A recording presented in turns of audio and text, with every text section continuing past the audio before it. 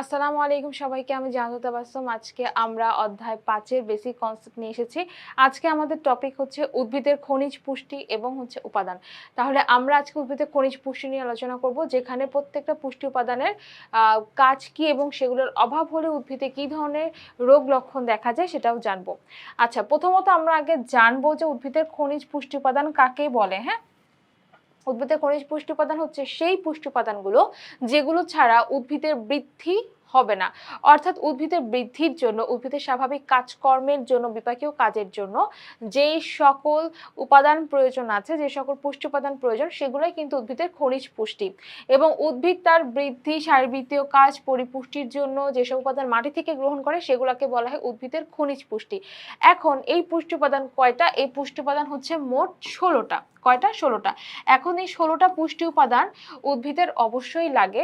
যদি কোনো কারণে এই 16টা পুষ্টি উপাদান উদ্ভিদ গ্রহণ করতে না পারে, সেক্ষেত্রে কিন্তু সেই পুষ্টি উপাদানের অভাবে উদ্ভিদের অভাবজনিত রোগ দেখা যায়। আচ্ছা, তো এই 16টা পুষ্টি উপাদানকে দুইটা ভাগে ভাগ করা হয়। একটাকে বলা হচ্ছে ম্যাক্রোনিউট্রিয়েন্ট বা ম্যাক্রো উপাদান, এবং আরেকটাকে বলা হচ্ছে মাইক্রোনিউট্রিয়েন্ট বা মাইক্রো উপাদান। এখন ম্যাক্রো আর মাইক্রো উপাদানের মধ্যে পার্থক্য কি? ম্যাক্রো মানে হচ্ছে, সবসময় মনে রাখবা, ম্যাক্রো মানে বড় বা বেশিকে নির্দেশ করে। কি বললাম? বড় বা বেশিকে নির্দেশ করবে।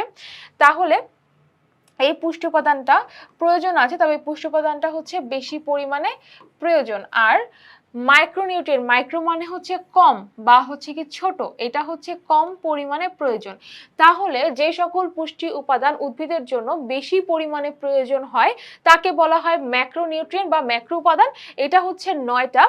আর মাইক্রোনিউট্রিয়েন্ট হচ্ছে যেটা হচ্ছে অল্প পরিমাণে প্রয়োজন হয়, সেটাকে বলা হচ্ছে, সেই পুষ্টি উপাদানগুলোকে বলা হচ্ছে মাইক্রোনিউট্রিয়েন্ট বা মাইক্রো উপাদান, যেটা হচ্ছে 7টা। এখন এই 9টা ম্যাক্রো উপাদান খুবই গুরুত্বপূর্ণ। এই 9টা ম্যাক্রো উপাদান কি কি? Nitrogen, potassium, phosphorus, calcium, magnesium, carbon, hydrogen, oxygen, sulphur. এখন এটা মুখস্থ করতে আমাদের একটু কষ্ট লাগবে। আমরা এটা মুখস্থ করব না, আমরা একটা ছড়া মুখস্থ করব। ছড়া বলতে হচ্ছে জাস্ট একটা লাইন মনে রাখবো। সেই লাইনটা কি? MGK cafe for nice jobs. এখন এইটা মনে রাখলেই আমরা কিন্তু সবগুলো ম্যাক্রো উপাদানকে মনে রাখতে পারবো। কিভাবে? Mg মানে হচ্ছে ম্যাগনেসিয়াম, কে দিয়ে হচ্ছে কি হবে পটাশিয়াম, ক্যাফের Ca দিয়ে হচ্ছে কি তোমার বোঝাবে ক্যালসিয়াম, Fe বলতে আসলে কিছু নাই, শুধু ক্যালসিয়ামের Ca দিয়ে আমরা ক্যালসিয়ামকে বুঝবো। এরপরে আচ্ছা, এটা আমি আরেকবার দেখছি। এই যে N দিয়ে হচ্ছে কি নাইট্রোজেন, এরপরে C দিয়ে হচ্ছে গিয়ে কার্বন, H দিয়ে হচ্ছে গিয়ে হাইড্রোজেন, ও দিয়ে হচ্ছে অক্সিজেন, আর এস দিয়ে হচ্ছে গিয়ে সালফার। ঠিক আছে, তাহলে এমজিকে ক্যাফে ফর নাইস স্টেপস, এটা দিয়ে আমরা হচ্ছে 9টা যে পুষ্টি উপাদান আছে ম্যাক্রো উপাদান, এটা আমরা দাগাবো। এটা দিয়ে হচ্ছে আমরা 9টা পুষ্টি উপাদানকে ইন্ডিকেট করব।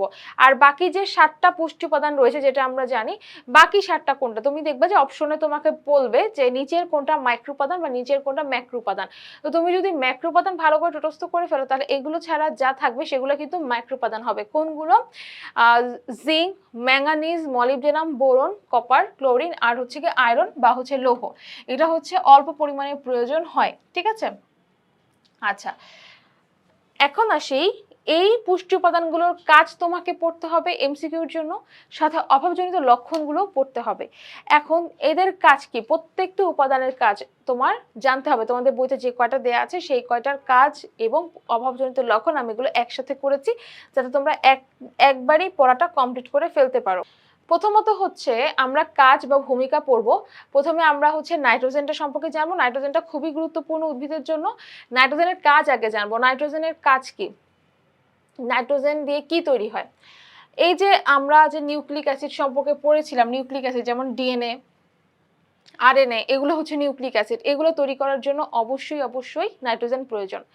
তাছাড়া প্রোটিন জাতীয় যে খাবারগুলো আমরা খাই, প্রোটিন তৈরি করতে হচ্ছে নাইট্রোজেন দরকার। নাইট্রোজেন ছাড়া প্রোটিন তৈরি হবে না। আর একটা হচ্ছে ক্লোরোফিল তৈরি করার জন্য, ক্লোরোফিল তৈরিতে নাইট্রোজেন দরকার আছে। তাহলে নিউক্লিক অ্যাসিড, প্রোটিন এবং ক্লোরোফিল তৈরি করার কাজে কে ভূমিকা রাখে বা কার প্রয়োজন আছে? নাইট্রোজেনের প্রয়োজন আছে। উদ্ভিদের দৈহিক বৃদ্ধি করা হয়, উদ্ভিদের হচ্ছে কি তোমার বৃদ্ধিতে নাইট্রোজেনের ভূমিকা। কোষ কলায় পানির পরিমাণ বৃদ্ধি করা, এটাও হচ্ছে কি নাইট্রোজেনের দরকার। অর্থাৎ এই 3টা কাজে নাইট্রোজেনের প্রয়োজন আছে। এরপরে অভাবজনিত লক্ষণ। অভাবজনিত লক্ষণ মানে হচ্ছে যদি উদ্ভিদে নাইট্রোজেন না থাকে, নাইট্রোজেনের অভাব হয়, তাহলে কি কি লক্ষণ প্রকাশ পায়, কি কি দেখা যায়। প্রথমত তোমার মাথায় রাখতে হবে ক্লোরোফিল তৈরি করার জন্য নাইট্রোজেন প্রয়োজন আছে। তাহলে যদি নাইট্রোজেন না থাকে তাহলে কি ক্লোরোফিল তৈরি হবে? হবে না। ক্লোরোফিল সৃষ্টি তাহলে কি হবে? ব্যাহত হবে। এখন তুমি একটু চিন্তা করো ক্লোরোফিলের কাজ কি? খাদ্য তৈরি করা, অর্থাৎ সালোক সংশ্লেষণ ঘটানো। তাহলে ক্লোরোফিল যদি তৈরি না হয়, ক্লোরোফিল সৃষ্টি যদি ব্যাহত হয়, তাহলে খাদ্য প্রস্তুত কি হবে? বাধাপ্রাপ্ত হবে, অর্থাৎ খাদ্য তৈরি হবে না ঠিক মতো। আর যদি খাদ্য তৈরি না হয় তাহলে কি হবে না? খাদ্য তৈরি না হলে মানে সালোক সংশ্লেষণ যদি না হয়, গ্লুকোজ তৈরি হবে না। আর যদি গ্লুকোজ তৈরি না হয়, আমরা 4 নম্বর অধ্যায়ে পড়েছি শ্বসন প্রক্রিয়ায় গ্লুকোজটা ভাঙে, ঠিক আছে? শ্বসন প্রক্রিয়ায় গ্লুকোজটা অক্সিজেন দ্বারা ভাঙে।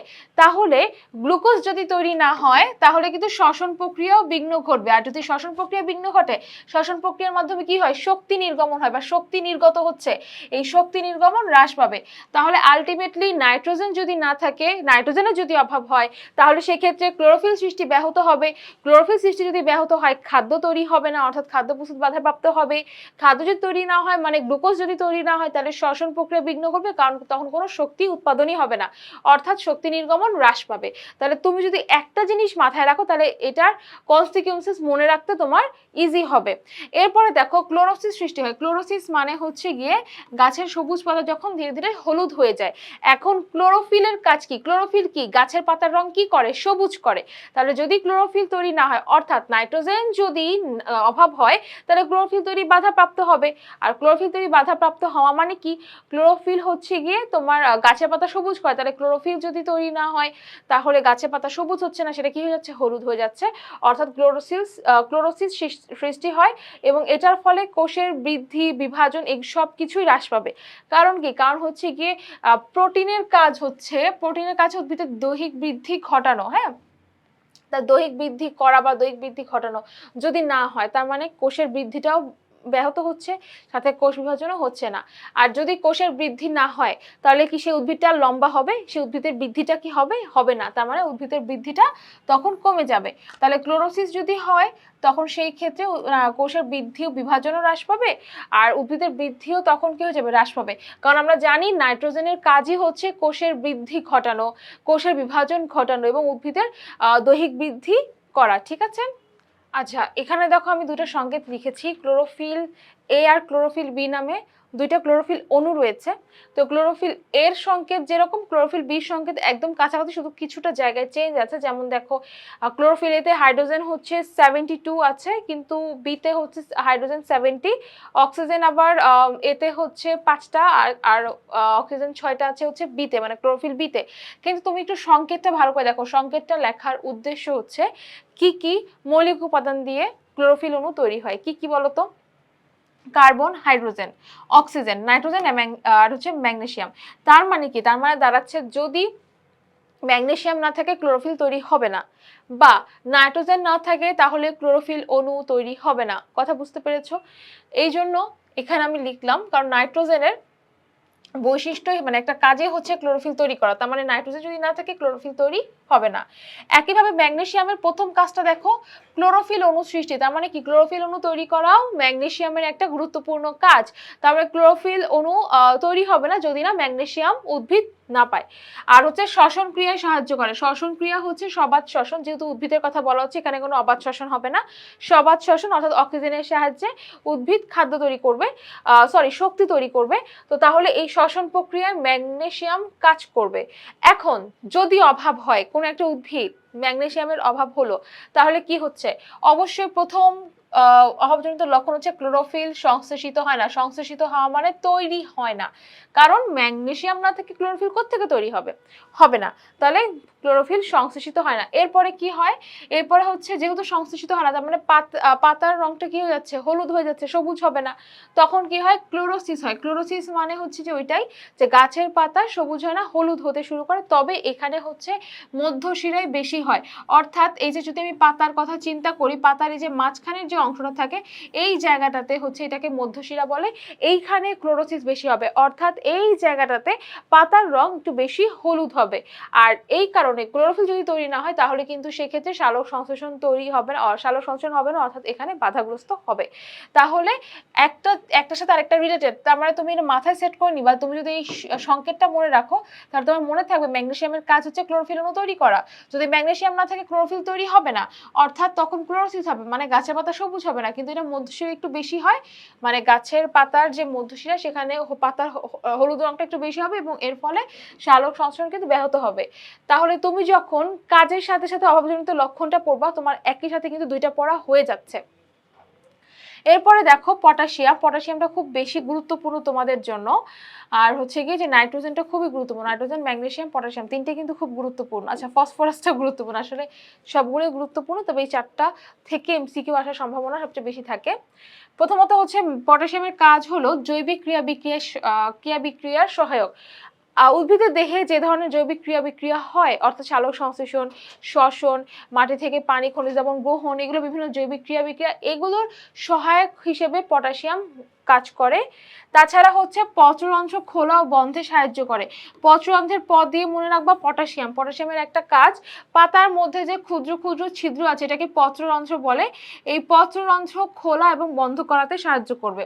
এরপরে হচ্ছে উদ্ভিদের পানি শোষণে সাহায্য করে। উদ্ভিদ যে মাটি থেকে পানিটা গ্রহণ করে, পানিটা ঠিকমতো গ্রহণ করার ক্ষেত্রে, শোষণ করার ক্ষেত্রে পটাশিয়াম ভূমিকা রাখে। এরপরে কোষ বিভাজনের মাধ্যমে উদ্ভিদের বৃদ্ধি নিয়ন্ত্রণ করে, অর্থাৎ কোষ বিভাজন যখন হচ্ছে ও কোষ বিভাজনের সময় উদ্ভিদের বৃদ্ধি নিয়ন্ত্রণ করা পটাশিয়ামের একটা কাজ। এরপরে হচ্ছে মূল, ফুল, ফল উৎপাদন এবং বর্ধনে সাহায্য করে পটাশিয়াম। তাহলে একটা উদ্ভিদের মূলটা উৎপাদনের জন্য বা মূল বর্ধনের জন্য, ফুল ফল উৎপাদনের জন্য পটাশিয়াম গুরুত্বপূর্ণ ভূমিকা পালন করে, এটা একটা প্রভাবক হিসেবে কাজ করে। এখন যদি অভাব হয়, পটাশিয়ামের অভাব হলে কি হয়, পটাশিয়ামের অভাব হলে হচ্ছে ক্লোরোসিস হয়, তবে এই ক্লোরোসিসটা হচ্ছে বিশেষত পাতার মধ্যবর্তী স্থানে হয়, অর্থাৎ পাতার মাঝখানের অঞ্চলে ক্লোরোসিস দেখা যায়, পাতার রংটা সবুজ থেকে ধীরে ধীরে হলুদ হয়ে যায়, এটা হচ্ছে কি ক্লোরোসিস, তার মানে এটা বিশেষত পাতার মধ্যবর্তী স্থানে হবে। এখন পাতার শীর্ষ এবং কিনারা হলুদ হয়, পাতার শীর্ষ এবং কিনারা বলতে পাতার শীর্ষাঞ্চল, আচ্ছা পাতা যদি বলি পাতার এই যে শীর্ষ অঞ্চল মানে এই অঞ্চলটা এবং হচ্ছে গিয়ে কিনারা, এই জায়গাগুলোতে হচ্ছে হলুদ হয়, এবং যখন হলুদ হবে তার মানে কি এই জায়গাটাতে কোষ বিভাজন কি ঠিকমতো হবে, কখনোই কোষ বিভাজন ঠিকমতো হবে না, অর্থাৎ পটাশিয়ামের অভাব হলে এই জায়গাগুলোতে কোষ বিভাজনও কমে যাবে, যখন কমে যাবে আস্তে আস্তে কোষ বিভাজন না হলে সেটা মৃত হয়ে যাবে না সেই কোষগুলো, তাহলে এই অঞ্চলগুলো মৃত অঞ্চল সৃষ্টি করে। এরপরে পাতার কিনারা তখন পোড়া বাদামি রঙের হয়, এর ফলে পাতা এই জায়গাটা কুঁকড়ে যায়, কারণ এখানে কোনো কোষ বিভাজনই হচ্ছে না, এখানে মৃত অঞ্চল তৈরি হচ্ছে, এই জন্য পাতার এই জায়গাগুলো কুঁকড়ে যাবে। শীর্ষ এবং পার্শ্ব মুকুল মারা যায়, একদম শীর্ষে যে মুকুল থাকে এবং হচ্ছে গাছের পাতা দেখবা যে কিনারে যে মুকুলগুলো থাকবে সেগুলো হচ্ছে মারা যায়, যদি মারা যায় তার মানে কি শীর্ষ পার্শ্ব মুকুল থেকে নতুন পাতা গজায়, নতুন ফুলের কুঁড়ি আসে, তার মানে সেগুলো আর হবে না, অর্থাৎ উদ্ভিদের বৃদ্ধিটা কি হচ্ছে, বাধাগ্রস্ত হচ্ছে, উদ্ভিদের বৃদ্ধিটা কমে যাচ্ছে। তার মানে পটাশিয়াম অভাব হলে ক্লোরোসিস ঘটবে পাতার মধ্যবর্তী স্থানে, পাতার শীর্ষ কিনারা হলুদ হবে, মৃত অঞ্চল তৈরি হবে কারণ কোনো কোষ বিভাজন হতে পারছে না, পাতা কিনারা পোড়া বাদামি রঙের হবে অর্থাৎ পাতা কুঁকড়ে যাবে, আর হচ্ছে শীর্ষ পার্শ্ব মুকুল মারা যাবে, উদ্ভিদের বৃদ্ধি তখন কম হবে। এরপরে দেখো ফসফরাস, হ্যাঁ ফসফরাস কার গাঠনিক উপাদান, ফসফরাস হচ্ছে ডিএনএ, আরএনএ, এনএডিপি, এটিপি প্রভৃতির গাঠনিক উপাদান হচ্ছে কি ফসফরাস। কিভাবে মনে রাখবো, ডিএনএ আরএনএ যখন তোমরা পড়বা তখন দেখবা যে ডিএনএ আরএনএ অণুতে ফসফেট গ্রুপ থাকে, যেটা ছাড়া কিন্তু ডিএনএ আরএনএ তৈরি হবে না, তো এই ফসফেট গ্রুপ ছাড়া কিন্তু এগুলো যেহেতু তৈরি হচ্ছে না, তার মানে ফসফরাসের একটা গুরুত্বপূর্ণ কাজ হচ্ছে ডিএনএ আরএনএ তৈরি করা। এরপরে দেখো এনএডিপি, এটার নামেই কিন্তু ফসফরাস আছে, নিকোটিনামাইড অ্যাডেনিন ডাইনিউক্লিওটাইড ফসফেট, তার মানে এখানে ফসফেট অবশ্যই আছে, অ্যাডেনিন ট্রাইনিউক্লিওটাইড ফসফেট, তার মানে এখানে ফসফেট অবশ্যই আছে। তারপরে মনে করো এডিপি, বা হচ্ছে এএমপি, হ্যাঁ এএমপি মানে হচ্ছে অ্যাডেনোসিন মনোনিউক্লিওটাইড ফসফেট, অর্থাৎ হচ্ছে এখানে একটা মাত্র ফসফেট গ্রুপ থাকে। অ্যাডেনিন ডাইনিউক্লিওটাইড ফসফেট মানে হচ্ছে এখানে দুইটা ফসফেট অণু থাকে, এখানে তিনটা ফসফেট অণু থাকে, তার মানে এই রাসায়নিক পদার্থগুলো তৈরি করার জন্য ফসফরাস গাঠনিক উপাদান হিসেবে কাজ করে।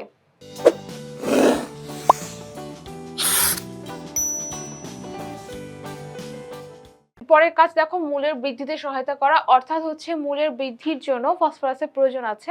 এখন যদি একটা উদ্ভিদে পটাশিয়ামের ফসফরাসের অভাব হয় তাহলে কি কি দেখা যেতে পারে? প্রথমত একটা মাথায় রাখবা যে ফসফরাসের অভাব হলে পাতা বেগুনি হয়ে যায়। কি হয়ে যায়? বেগুনি হয়ে যায়, ঠিক আছে। ক্লোরোসিস হলে হচ্ছে গিয়ে পাতার রংটা হলুদ হয়ে যাবে। আর হচ্ছে গিয়ে যখন পাতা বেগুনি হয়ে যাবে, সবুজ থেকে বেগুনি, তখন বুঝবা তার মধ্যে ফসফরাসের অভাব হয়েছে। এটা কিন্তু এই বৈশিষ্ট্যটা হচ্ছে গিয়ে ইন্ডিকেট করে ফসফরাসের অভাব হওয়াকে। তারপরে হচ্ছে পাতায় মৃত অঞ্চল সৃষ্টি হয়। কারণ কি? যেহেতু ফসফরাসের অভাব হচ্ছে, তার মানে তার এটিপি তৈরি হচ্ছে না, মানে শক্তি উৎপাদন হচ্ছে না। শক্তি উৎপাদন না হলে সেই অঞ্চলটাতে কোষ মরে যাচ্ছে। অর্থাৎ কোষ যখন মারা যাবে, কোষ বিভাজন যখন হবে না, তখন উদ্ভিদের বৃদ্ধিটা বন্ধ হয়ে যাচ্ছে, পাতায় মৃত অঞ্চল তৈরি হচ্ছে। হ্যাঁ, এই সব কারণে হচ্ছে দেখা যায় পাতা মৃত অঞ্চল তৈরি হলে সেই অঞ্চলটা তো মৃত, সেখানে তো কোষ বিভাজন হচ্ছে না, তখন সে পাতা ঝরে যাচ্ছে। শুধু পাতা না, ফুল ফলও ঝরে যায়, কারণ উদ্ভিদের বৃদ্ধিটা তখন বন্ধ হয়ে যায়। আর উদ্ভিদের বৃদ্ধি যখন বন্ধ হয়ে যাবে, মানে উদ্ভিদ যখন আর লম্বা হতে পারবে না, তখন সে কি হবে? খাটো থাকবে, অর্থাৎ খর্বাকার হয়।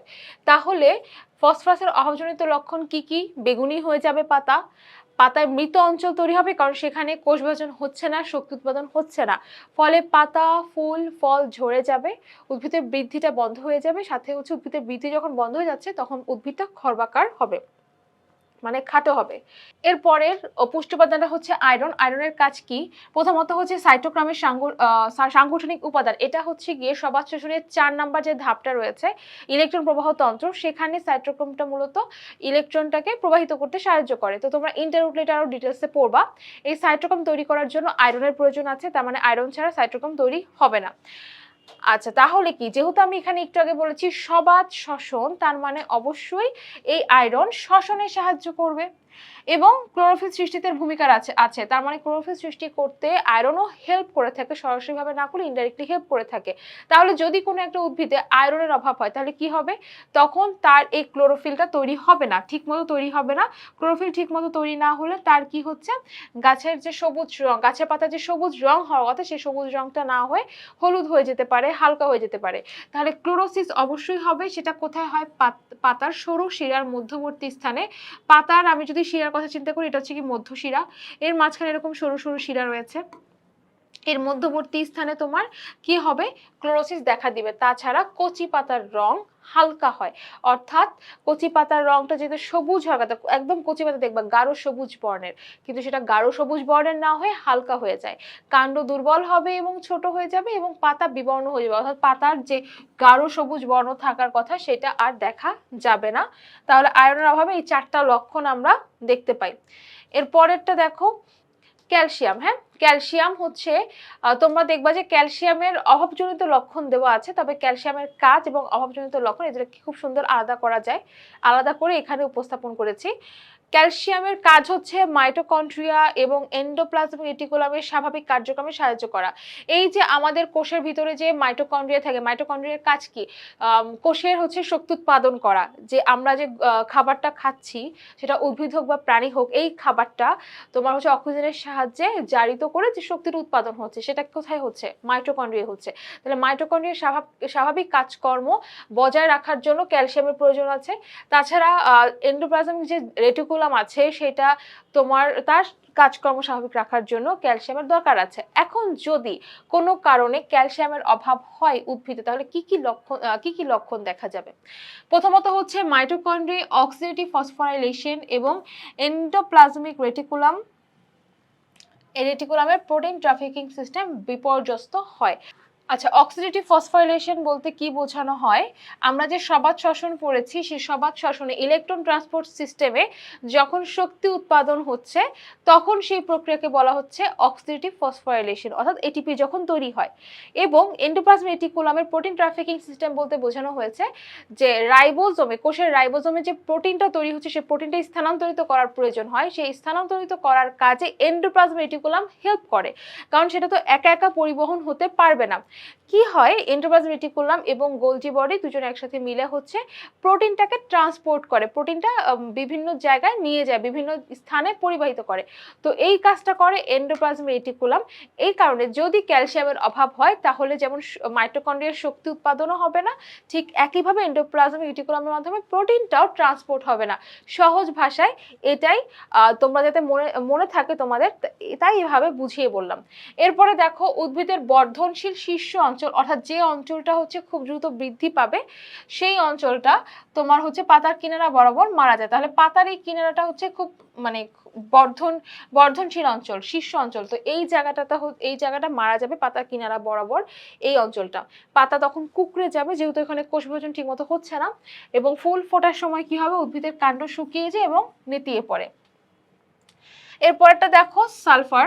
সালফার কি?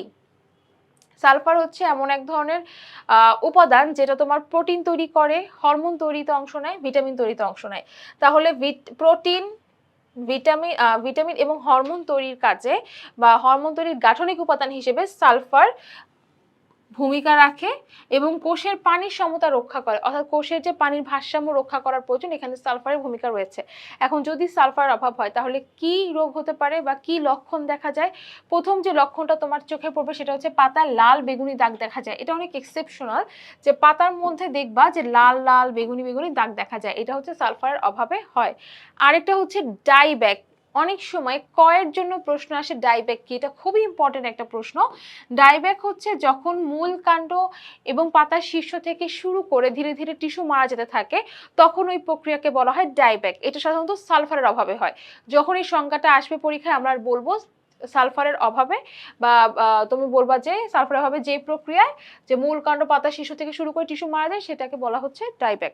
তো এই প্রক্রিয়ায় দেখা যায় কি যে আস্তে আস্তে টিস্যু তো মারা যায়, পুরো অংশটাই তখন আর কাজ করতে পারে না। এবং ক্লোরোসিসও দেখা যায়। ক্লোরোসিস হচ্ছে গাছের পাতা সবুজ না হয়ে হলুদ হয়ে যেতে পারে, তখন সেটা হচ্ছে দেখা যায় কচি পাতায় এটা বেশি পরিমাণে চোখে পড়ে, আর বয়োবৃদ্ধ পাতায় যে পাতার বয়সগুলো বেশি সেখানে একটু কম চোখে পড়ে, কারণ সেটা তো তোমার যেটা তুমি দেখবে বুড়া পাতা সেটা কিন্তু আলটিমেটলি খুব বেশি সবুজ থাকে না, হালকা সবুজ থাকে, তো ওইটা চোখে একটু কম পড়ে। কিন্তু কচি পাতার রং একদম গাঢ় সবুজ হয়, তো সেটা হালকা হলে চোখে বেশি পড়বে। তো কচি পাতায় ক্লোরোসিসটা বেশি দেখা যায় আর বয়োবৃদ্ধ পাতায় কম দেখা যায়। কাণ্ডের মধ্য পর্ব ছোট হয়। কাণ্ডের মধ্য পর্ব হচ্ছে, আমি যদি কাণ্ডের কথা চিন্তা করি, একটা কাণ্ডের যে অংশ থেকে পাতা বের হয় এটাকে পর্ব বলে। কি বলে এটাকে? এটাকে বলা হয় পর্ব, যেখান থেকে পাতা বের হচ্ছে। তাহলে এখান থেকে যদি পাতা বের হয় তাহলে এটাও কিন্তু একটা পর্ব। তাহলে এই পর্ব আর এই পর্ব, এই মাঝামাঝি যে অঞ্চল সেটাকে বলা হচ্ছে মধ্য পর্ব। বুঝতে পেরেছো? যে অঞ্চল থেকে পাতা তৈরি হয় তাকে বলা হচ্ছে পর্ব। তাহলে এখান থেকেও পাতা তৈরি হচ্ছে, এটাকে পর্ব বলে। তাহলে এখান থেকেও যদি পাতা তৈরি হয় তাহলে এটাকেও পর্ব বলবে। তাহলে দুইটা পর্বের মধ্যবর্তী অঞ্চলকে আমরা কি বলবো? মধ্য পর্ব বলবো।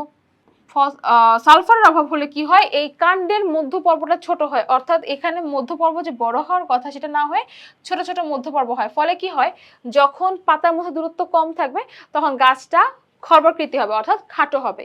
তাহলে আমরা সালফারের অভাবে কি কি অভাবজনিত লক্ষণ দেখতে পাই? লাল এবং বেগুনি দাগ দেখা যায় পাতায়, ক্লোরোসিস দেখা যায়, কচি পাতায় বেশি, বয়োবৃদ্ধ পাতায় কম, ডাইব্যাক দেখা যায়, কাণ্ডের মধ্য পর্ব ছোট হয় এবং গাছ কি হয়, খর্বাকৃতি হয়। এরপরে দেখো বোরন। বোরন হচ্ছে একটা মাইক্রোনিউট্রিয়েন্ট। এটা বর্ধনশীল অঞ্চলে সাহায্য করে, মানে উদ্ভিদের যে বর্ধনশীল অঞ্চল রয়েছে সেটা মূল হতে পারে, পাতা হতে পারে, কাণ্ড হতে পারে, শীর্ষ মুকুল হতে পারে, এই সকল অঞ্চলগুলোতে সে সাহায্য করে। চিনি পরিবহন পরোক্ষভাবে সে হচ্ছে ভূমিকা রাখে। চিনি পরিবহন বলতে এখানে সাধারণত সুক্রোজ, গ্লুকোজ, ফ্রুক্টোজ এগুলাকে নির্দেশ করছে।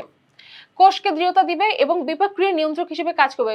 উদ্ভিদের যে বিপাক ক্রিয়াগুলো ঘটে, যেমন সালোক সংশ্লেষণ, শ্বসন প্রক্রিয়া, প্রশোধন প্রক্রিয়া, বিভিন্ন বিপাকীয় কাজে সে নিয়ন্ত্রক হিসেবে ভূমিকা রাখবে। এখন যদি বোরনের অভাব হয় তাহলে কি হতে পারে? উদ্ভিদের বর্ধনশীল অগ্রভাগে মৃত অঞ্চল সৃষ্টি হয়।